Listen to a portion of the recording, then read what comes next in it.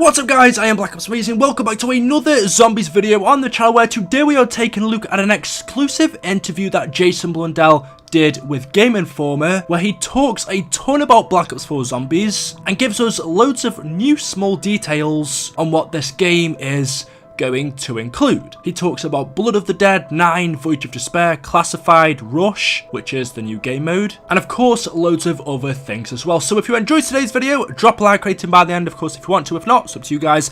Make sure you are subscribed to stay up to date with the latest content on the channel, and without further ado, let's get into it. Here we go. So unfortunately I can't show you the interview on screen due to copyright, but if you do want to check it out for yourself, I will link it down in the description. However, I'm going to break down everything that was said, which he talks about Blood of the Dead, game modes and other things. So the first thing Jason was asked was, well, why are they starting a whole new zombie storyline? We've been following pretty much the same one, the same set of characters over the past 10 years that we've had zombies since World at War, which was in 08. So why only now are we starting a whole new story that is totally separate to the previous one? There is no connection at all. Things like 115, Maxis, Richthofen, Group 935, these don't exist in this new zombies timeline. It is a totally fresh start. Of course, we know they are also carrying on with the original story. We are having two separate ones, but he was asked why now are they starting a new one, and he said that now is the perfect time because over the past few years, especially BO2 and BO3, zombies gained a ton of fans, and as we know, the zombie storyline isn't easy to follow. It is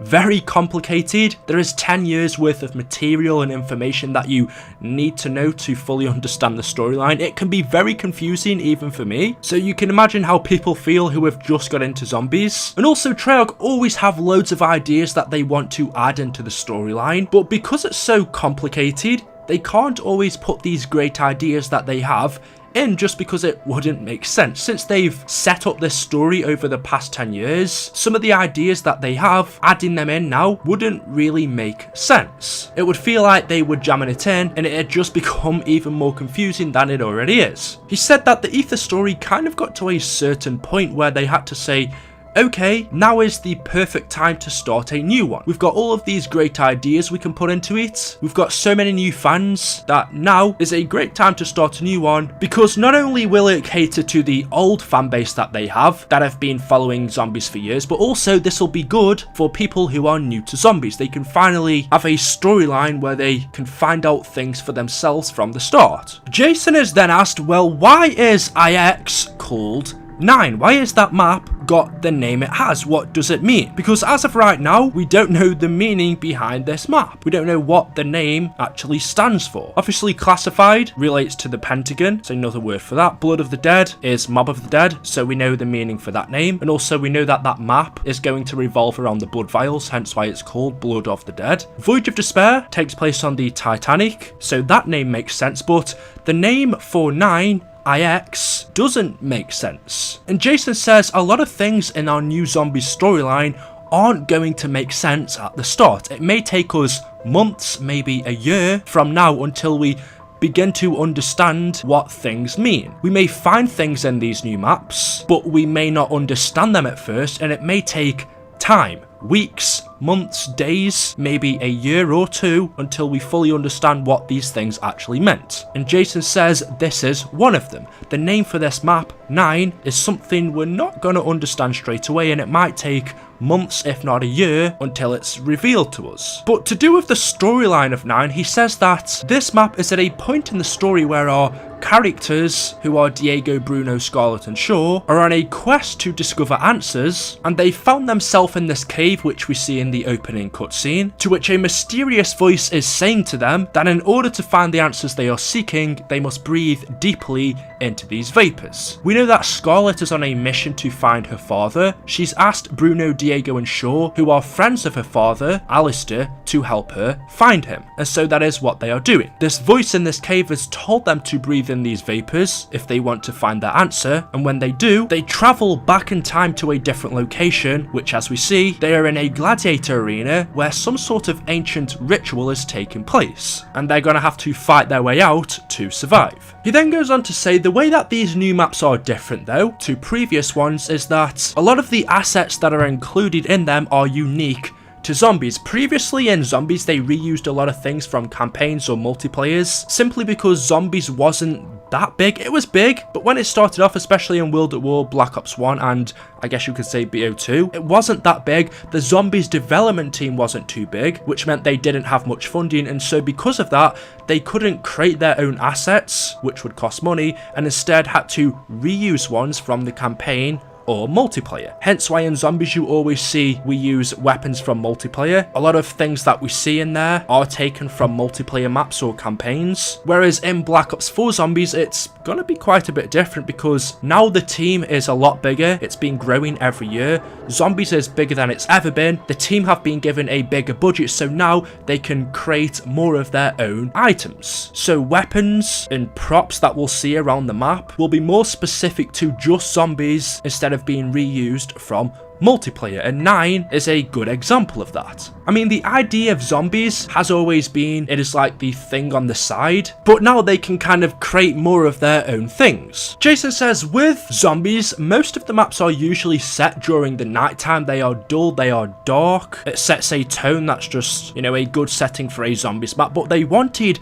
9 to be different. And so as you see, the main example you can look at is the fact that this map is set in the daytime, which is something I don't believe we've actually ever really seen. You could kind of say maybe Shangri-La, but I think that's about it. And even then, that wasn't really daytime. Also, the fact that 9 is set in a gladiator arena, just with a twist on it with zombies. And of course, we're also fighting against zombified tigers as well. Those kind of things tick boxes for Treyarch. He said they don't really want to go to the same place twice. They want every map to be different, and when they do have to go back to the same place, it's because they have something new to tell. There's something different that they want to put a skew on. They want to tell a new story on that map, which for example leads into maps like Classified or Blood of the Dead. So talking about Blood of the Dead, obviously we know it takes place in Alcatraz. It is a remake or remaster of Mob of the Dead. It is that map but with new areas added onto it, and also we're playing as the premise characters. And he says Blood of the Dead is connected to our quest to find the answers to the blood vials. And that's all he says. To me, that's a little bit confusing because I thought we kind of knew the answer to the blood vials. They are the blood of the transit crew, which our characters drink to keep them alive in Revelations. I guess we don't really know how that works. Maybe that's what this map is going to explain. We are told that Blood of the Dead is going to be the most complex map out of the lot. It's going to have the most involved main quest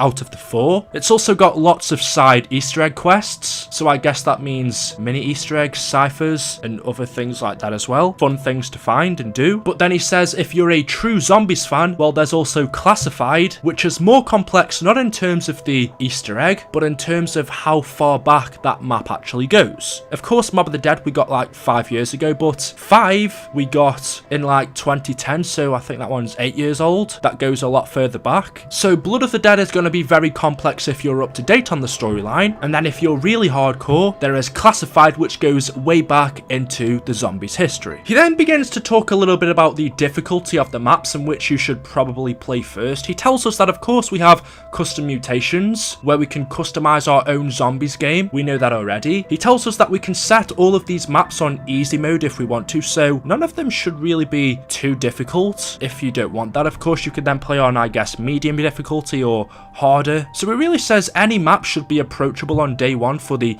newbie or hardcore person. But if he was to recommend that if, you know, you want to play on normal difficulty as usual, which should you start with from easiest to hardest to play, well, he would rank 9 as the easiest map, just because of the open spaces. It's, I guess, easier. There aren't tight corridors like other maps which make it more difficult. There's more room to maneuver around and train the zombies, so IX is probably the easiest to play. He then says next up is probably Blood of the Dead. That is the second easiest one to play. The third hardest is Voyage of Despair, and then the fourth, the most difficult one, is Classified. And that's kind of the order I expected it to go in. So Jason then talks about game modes. We know that one of the new game modes we are having in Black Ops 4 is called Rush, and he says that this game mode takes inspiration from Grief, which was in Black Ops 2. A lot of people have asked for Grief to come back. For Black Ops 3, we never got it. People wanted it back for Black Ops 4. But as Jason says, and I kind of agree, Grief would only come back at a point when Jason was happy with it. He says that he thinks in Black Ops 2 the game mode was good, but there was still a lot of things that needed to be improved. It wasn't perfect. They're still thinking about bringing this game mode back, but I kind of agree on that. Grief did have a lot of things that could have been improved. It wasn't really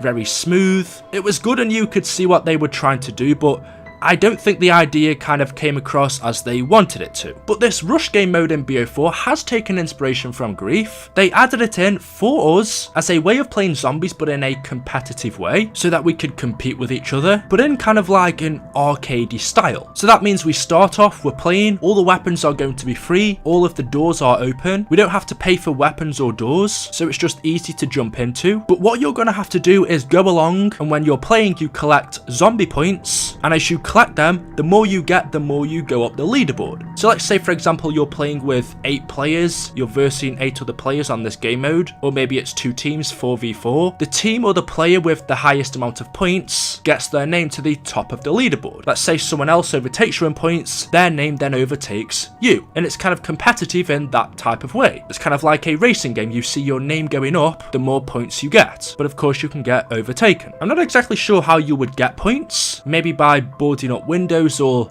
the more zombies you kill than other people, the more points you get. Maybe if you collect a power-up before someone else gets it, you get points for doing that. But he says it's going to be competitive in like a casual way, whereas Grief was kind of hardcore. You were trying to kill and sabotage the other team, whereas in this game mode it's a little bit more casual, whereas you're trying to get more points than them to make your name to the top of the leaderboard. So that's essentially what the rush game mode is. And then to finish it off, going back to maps like 9 and Voyage of Despair, he says they're very excited about Black Ops 4 Zombies this time because the way they're dealing with history and mythology means that the door's wide open for wherever they need to go. We know that Zombies previously has kind of been based around mythology and history, going back to places like World War II, Alcatraz, Stalingrad, origins during World War I. With Black Ops 4 again, they're carrying on with that style, but the main difference with the Chaos story, because as we know it's a totally separate story, the way that it's initiated and cleaned up kind of means that it's a little bit more realistic. Whereas, let's say in Black Ops 3 we had things like Stalingrad, which takes place in an alternate timeline where World War II never ended, and instead we have dragons flying around. Obviously that's not very realistic, but with Black Ops 4 Zombies, they're doing it in a way so that our understanding of history is preserved. Obviously with our old Ether story, with things that happen, zombie outbreaks and dragons and stuff like that, it's pretty hard to believe that, you know, the governments of the world wouldn't be running around and trying to stop this stuff. We don't see that happen in Black Ops 3 Zombies, BO2, BO1, stuff like that. But with BO4, the way it works is kind of like after every map, after they complete their objective, the events that took place are cleaned up. So these events will happen. Let's say a zombie outbreak did happen hundreds of years ago in a gladiator arena, and let's also say a zombie outbreak did happen on the Titanic. But after our characters complete and finish what they need to do in these maps, everything is then eradicated, which leaves no evidence that these things actually happened, which makes it more believable. For example, if there were zombies on the Titanic, surely we would have known about it in real life. But in this instance, a zombie outbreak did happen. It's just that after the characters finished what they needed to do, they left, everything was cleaned up, there was no evidence that this ever happened, so